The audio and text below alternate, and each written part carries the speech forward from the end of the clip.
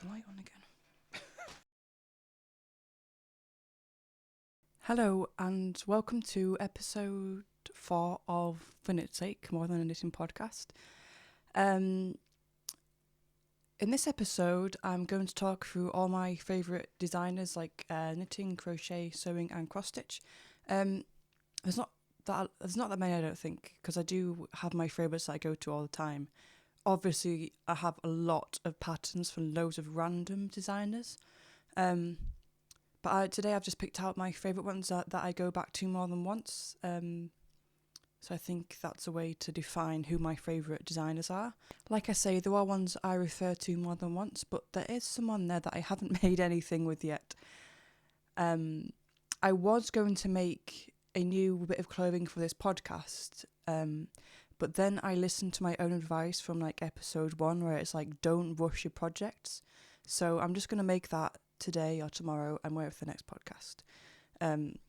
It's a crochet granny stitch vest by Hey Crochet, and that is the one that I haven't made anything with yet, but I found her back in December where she had like a crochet granny vest and it had like a Christmas tree on, and I was like, I'm going to make that, but I didn't. So yeah, I'm going to make the granny square vest, and that'll be for next week's. I don't know if you're new here, this is a sweater that I made by For the Frills. So she is my favourite crochet designer. Like, her clothes are just so simple, free, and she has a tutorial for every single bit that she makes, which is really, really good. Because sometimes, even if you're quite advanced in crochet, you need a bit of help every now and then. I'm currently crocheting the Countryside Cardigan, and I finally picked up front post double crochet and back post double crochet. So if you're a knitter, front post double crochet and back post double crochet are like knit 2, purl 2 to make a stretchy ribbing. So it's the same in crochet.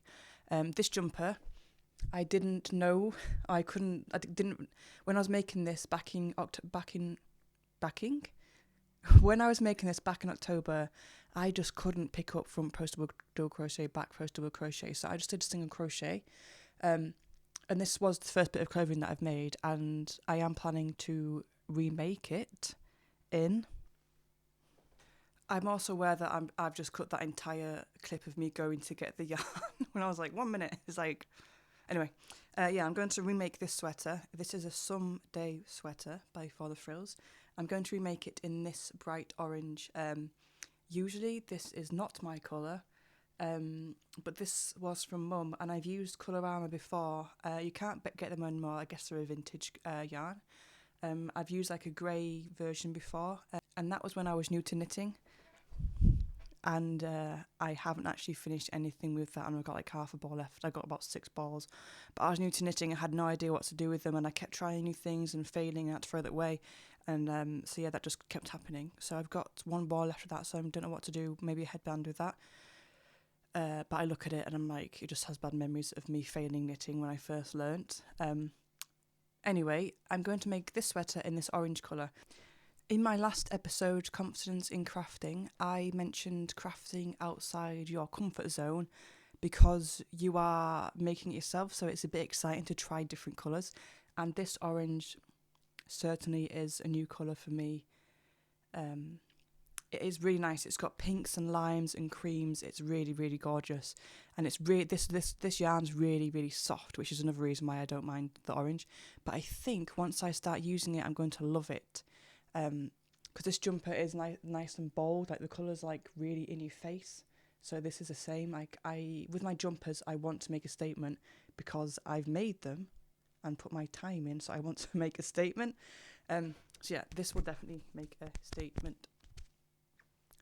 And I'm currently making the Countryside Cardigan by the same lady who I got this jumper off. Also, when I was learning this, I didn't do the collar because I ran out of yarn. But I can wear this shirt and get away with it. So no one knows. I don't know why I told you that. Only I know. Anyway, I'm making this Countryside Cardigan by For the Frills. So on camera, this might look black, but it's actually a really gorgeous dark grey colour. And the only reason I'm doing a purple border is because I was crocheting with a purple hook and I was like, oh, it actually goes really nice with this grey, the purple. So I got some yarn from my stash because I'm knitting and crocheting with my stash only this year. I got some gorgeous drops limer from my stash in a really nice purple. I'm learning from using my stash that I've got nice yarns. So technically this is a DK yarn, but it's so gorgeous that it doesn't feel like a DK. So I'm currently knitting the Neapolitan ice cream and the burger ice cream, which I finished. And the difference in the yarn I'm using compared to this is just massive. The Neapolitan ice cream, the pink I'm using, it's acrylic, and some acrylics are okay, and I've always loved acrylics. But this one, my hands were getting sweaty. It's shiny. It does feel like plastic. This is a 50-gram ball. It comes in 50 grams. But I'm learning from using my stash that if I'm going to buy DK again, I'm going to get this drops limer, because it's just gorgeous. The colours, the texture of it, the softness of it. Like, it's purple, but it's got it's different shades of purple, but it's not in your face variegated. It's very, very subtle. So I'm learning as I'm using my stash, and as I want to make nicer things this year and forever. It's good to put money in to get more. It's good to spend money to get better quality. It's good to spend money to get better quality things. Because this is a lot more expensive than a DK 100 grams, but it's worth the money. It's better to buy. Anyway, I'm really loving this countryside cardigan. I also mentioned in my last podcast, Always Knitting, that I'm going to knit clothes this year. That is not true. Because I'm crocheting this on a 4.5mm hook. And I finished it in about 2 days, give or take. So I was sleeping and eating and, just doing things. I wasn't basically sat down for 2 days straight. I think that's pretty obvious. I don't know why I said that. Anyway, crocheting this on a 4.5mm hook. If that was knitting needles, that would take me so much longer. And I did mention in my last video that crochet is fast and it's not as nice, but I'm using nice yarn with this, so it does feel nice. So yeah, I'm not going to knit any clothes unless it's 12mm up, because I do not have the patience. And the yarn I'm using, this is the same. It's the same kind of quality as Lima. I will pop the link below. I've forgotten what it is now, but I've got 10 balls of this I got for £10. And I know you're thinking, you've just said don't buy cheap quality DK, but this isn't. I got this at the Harrogate Knitting and Stitching show. It doesn't make my hands sweaty. It doesn't feel shiny and plasticky. It's really, really soft. I do think it's a little bit more online. I think it's about £1.50 or something, but that is still really cheap. I'll pop the link below because I'm going to be buying more of this when I run out in different colours for my DK, as well as this. So these two are now my go-to brands for DKs. Yes, no labels, but I will put the links below for you because it's definitely worth it. I haven't used that much to do this one panel, so I think I'm going to have more to do. I think I'm going to have enough to do more clothing.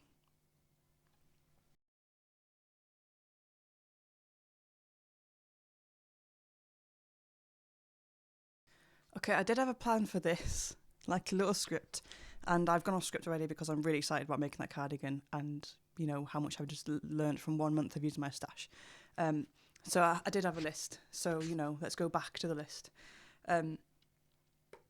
So I'm going to start with knitters, even though I've just talked about Crochet Designers, because it's a knitting podcast and knitting is my first love. Okay. My favourite knitting designer, pattern designer, is Louise Walker, also known as Sincerely Louise. I have no idea how I found her. I don't know. Found her years ago. I think I was into knitting for about 6 months and I found her. So I started knitting in 2017. So honestly, no idea where I found her. I just did. So she is known for faux taxidermy and big animal heads. And she also does like toys and amigurumi and things like that.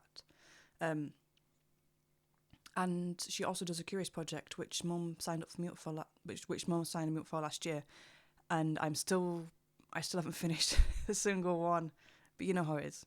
Her patterns are really, really simple, simple and effective, and when you look at the finished product, you think that is so complicated, but I would say it's beginner friendly. And she does have a book out called First Time Knit, which is for beginners, which I also have because, you know, it's got some amazing patterns in. It's got a big tiger scarf that I made for my sister and I really want to make one for myself. She was based in London, now she lives in Sheffield. This is a really cool story. In her book, First Time Knit, she taught people how to knit, and there's photographs throughout the book and people's favourite projects and how people found that. So for each project, the beginners have written how they found that pattern, which is really, really good if you're a beginner knitter. But one of the people from the book actually works with her now, and I just thought that was really cool. Like, this person's new to knitting, and she now works for Sincerely Louise, which I don't know. I just love that. And that is Amala, and this leads me on to my second favourite designer.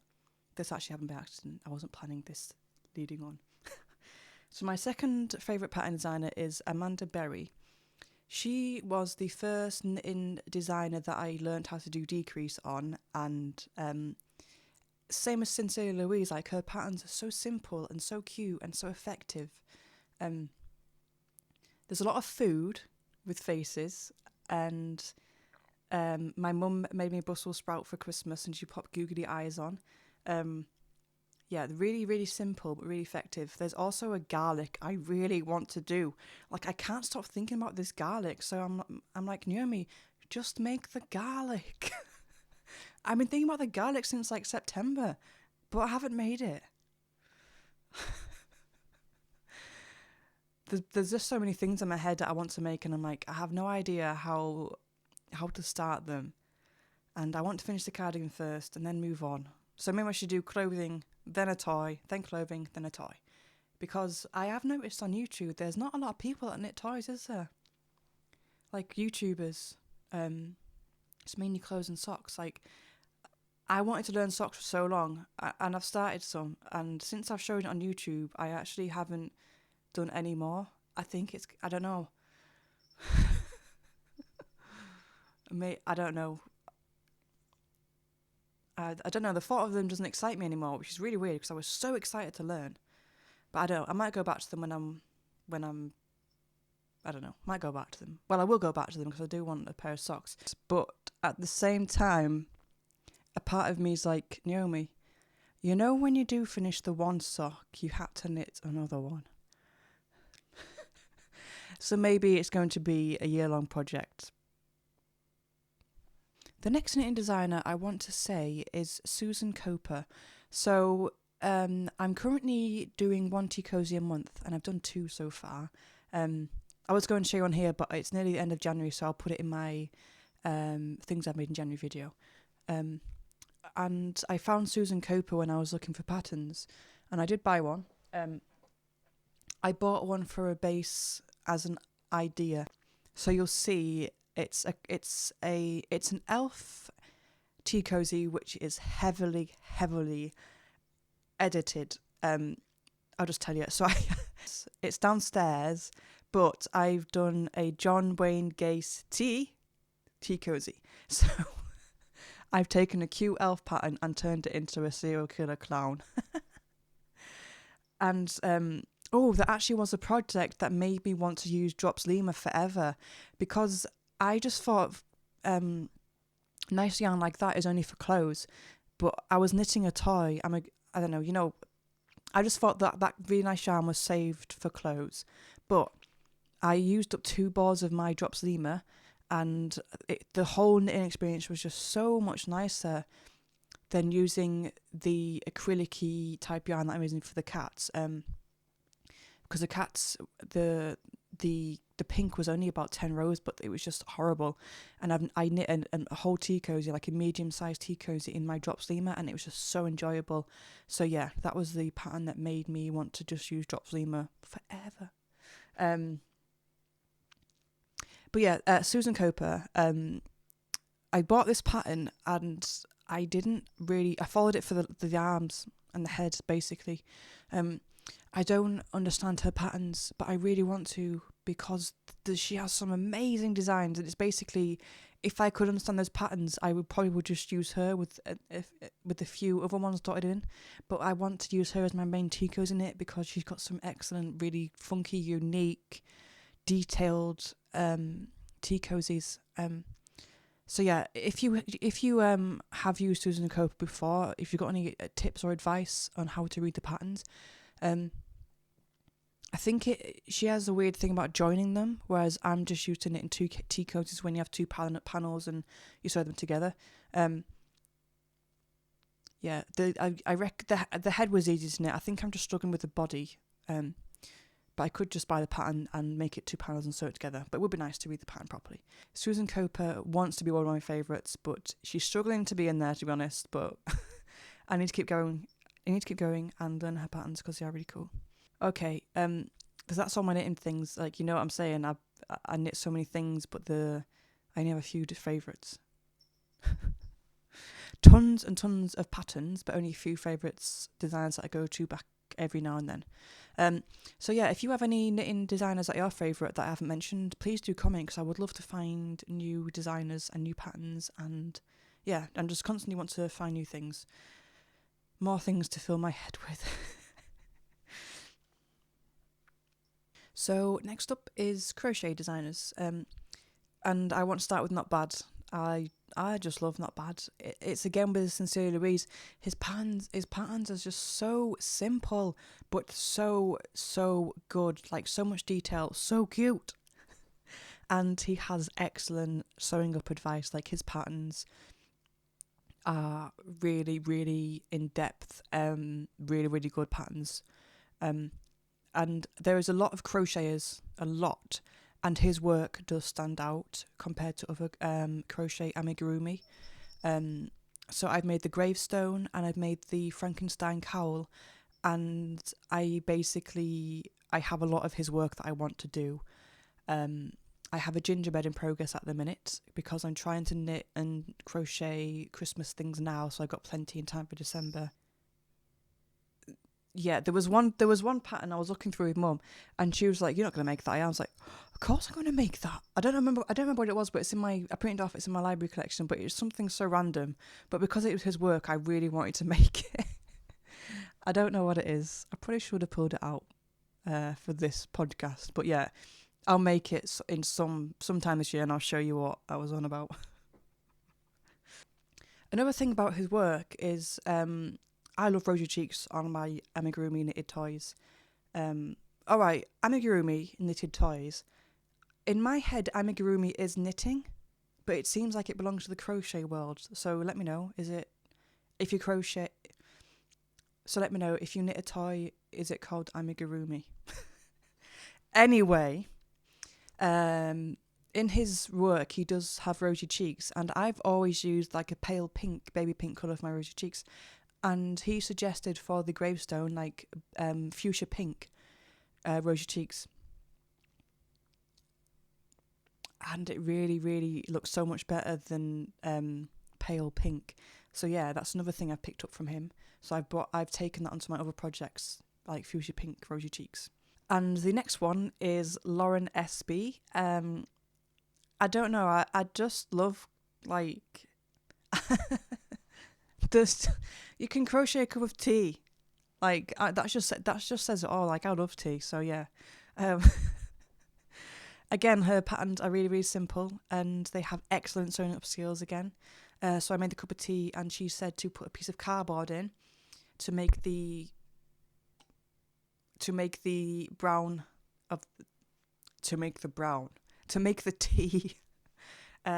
flat. So that's another bit of excellent advice. And I'm also currently making it's avocado and toast, but like, no. I've changed it to red, so it's going to be toast and jam because, that is the one. Yeah, so I've got Crochet Cafe by her, and then I've got Whimsical Stitches, which is just loads of little random things. But the Crochet Cafe is just loads of cute foods. So yeah, that's another thing that I don't know, really cute. Yeah. I don't know what I want about half. Am I just rambling on? God.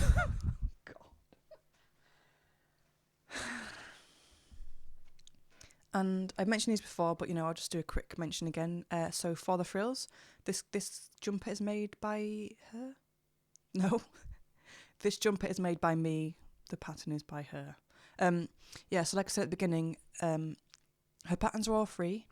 She has a YouTube tutorial for every single pattern, and you can purchase the ad-free version if you want to. So yeah, like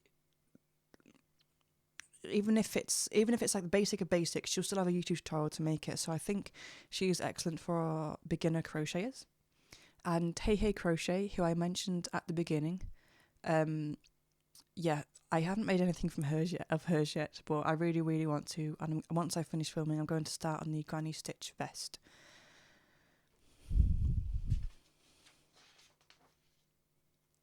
All right.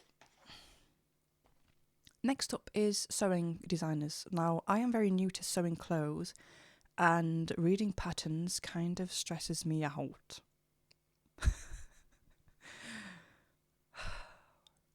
But I do have some favourite pattern designers. I'm really, really into self-drafting sewing patterns as well. Anyway, my favourite designer for sewing is Tilly and the Buttons. She's also known as Tilly Walnes, Walnes, and I found her. Don't know how I found her. So I found her and I didn't do any of her patterns. Like I didn't buy any patterns. I just saw her on Instagram or something, probably Instagram one day. And then I was watching the first ever season of The Great British Sewing Bee when I got out of hospital with Mum. And right, can I just say what is going on with that Judge woman? She is just awful. If you have seen the first season, she's just killing people's dreams. She's just awful. There's like one stitch off and she's like, the devil. It's on iPlayer still, so you should go and watch it and see what I mean. Like, I'm so glad they have Esme now because she is just lovely. Yeah, I thought I was going to watch them from the beginning again, but I've just started watching the ones without that judging because she's awful, man. If you were into sewing and you thought I'd go on a sewing bee, you wouldn't because of that judge. Right, anyway, yeah. So I was watching the first season of The Great British Sewing Bee and I was like, I recognise her, Tilly. I recognise that name and I recognise her face a little bit. So I went into Google and I was like, oh, she's Tilly and the Buttons. And I went and bought a book then because she put up with that bloody judge. Because Tilly was trying to, like, it's so strict. The first season is so strict. So Tilly was like, the idea was to make a collar or adapt a top and make a fancy collar for it. And Tilly was going very off book, which is what you do in the transformation challenge anyway. But then for other patterns, she was going off book and just doing her own thing. That judge was just awful to her about it. But like, isn't that the fun of sewing? Like, you make your own patterns or you edit patterns to make them your way, like the same with knitting and crochet. Like, you're making something, so make it your way. So yeah, I was really proud of Tilly for putting up with her. And Tilly left after the first episode, I think. So I was really, really like happy that she stayed with the dream because, like I said, that judge was killing dreams. That's my cat's tail, by the way. Do you want to say hello to her? Say hello into the mic.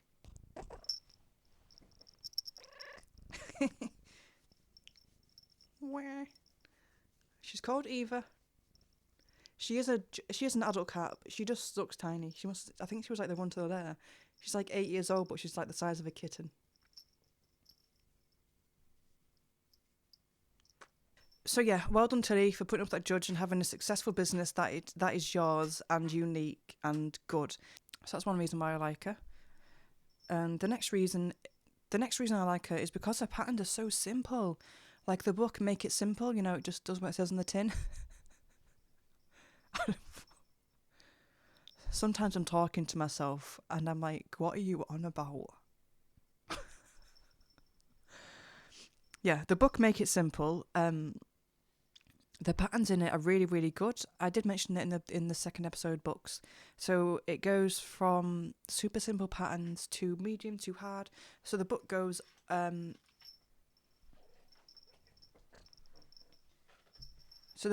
from easy to hard, but as you're going through the book, you learn more and more. So my idea is to work my way through the book.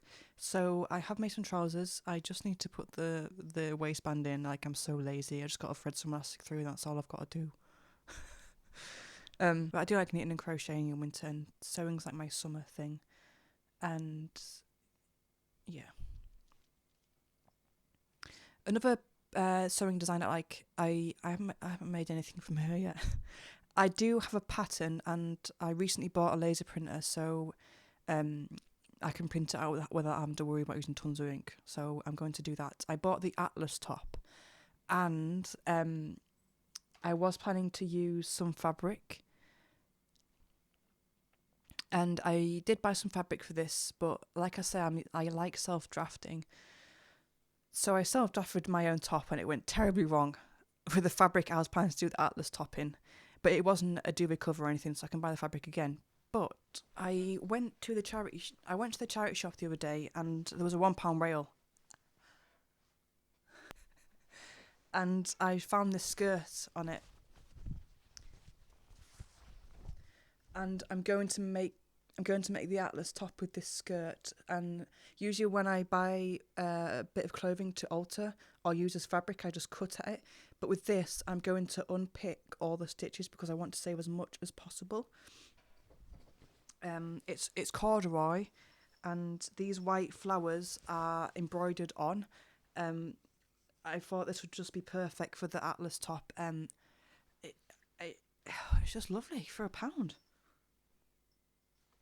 Decent.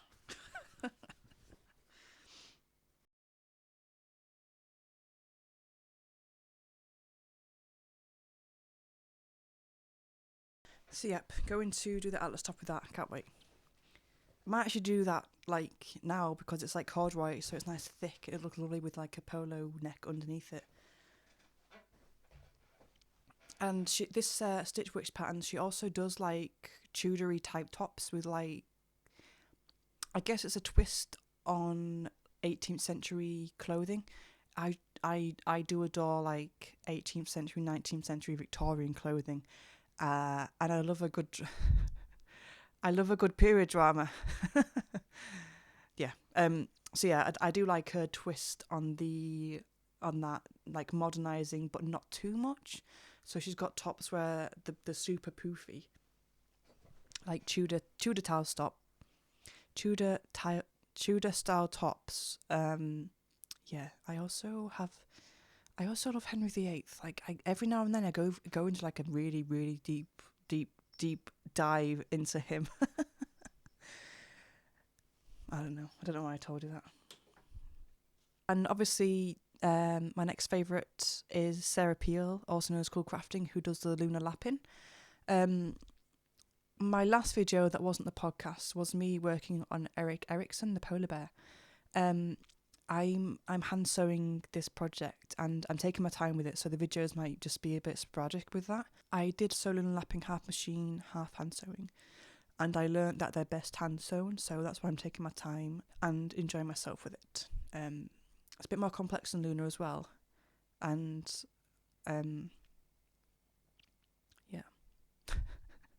Yeah, I do love her, but like a sewing kit like that is very intense sometimes. But the finished product is so cute, which is why I don't want to rush it for YouTube, because I want to enjoy making it, and I want to be able to look at it and be like, oh yeah, I like you, rather than thinking I just finished that for YouTube, if you know what I mean.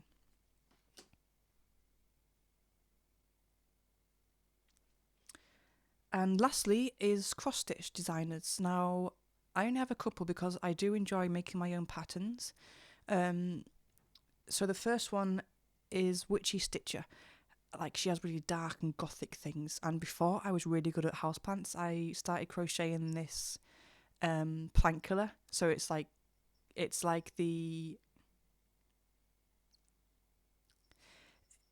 death with a plant. The Grim Reaper with a plant, sorry, the Grim Reaper with a plant. But now I look after plants. I didn't finish it, and I'm not going to because, you know, I'm not a plant killer anymore. But she does have some lovely dark gothic-y type patterns. And I really want to start crocheting again. I keep putting it off because it takes so long, but I do enjoy it. I'm currently cross-stitching a planet type space thing by Stitching Land, and she has some really, really cool patterns, like nice and bright, and yeah, I really, really like her patterns, and I keep going back to that cross stitch because it's a really big one on a big loop, and yeah, I want to go back to cross stitch. I want to be able to think, okay, it's time to use some cross stitch now, because I am obsessed with knitting and crochet, so I want to do cross stitch too. Yeah. Yep. So that is all my favourite designers. Like I say, I do have a lot of patterns, like knitting patterns, crochet patterns, sewing patterns. But these are the ones I refer to these are the ones I've made more than one thing of, and ones I do want to try that I love.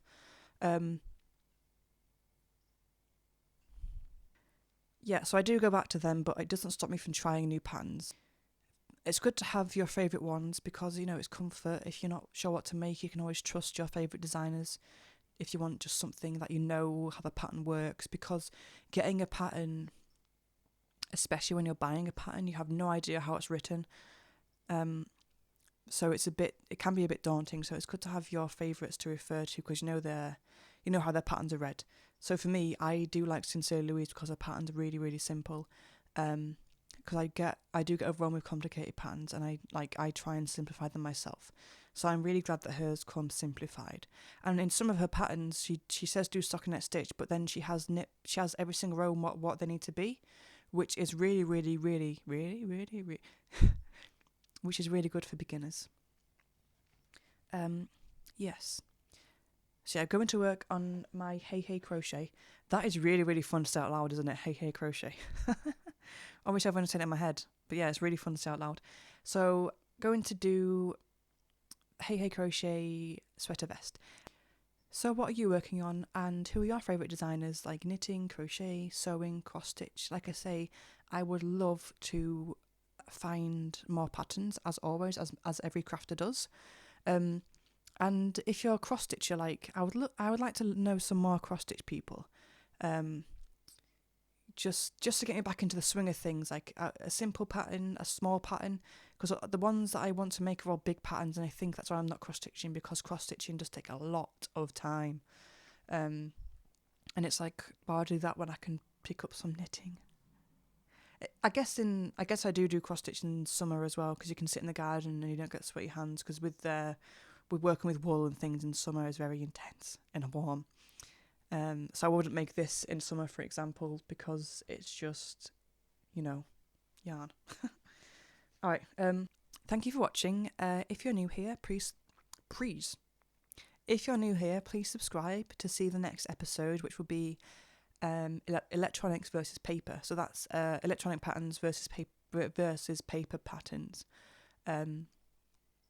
Yeah. So basically, what I prefer, some tips and advice on how to make your pattern life easier, like so organising your patterns, just general pattern talk, but mainly electronics versus paper, the benefits, the pros, the cons.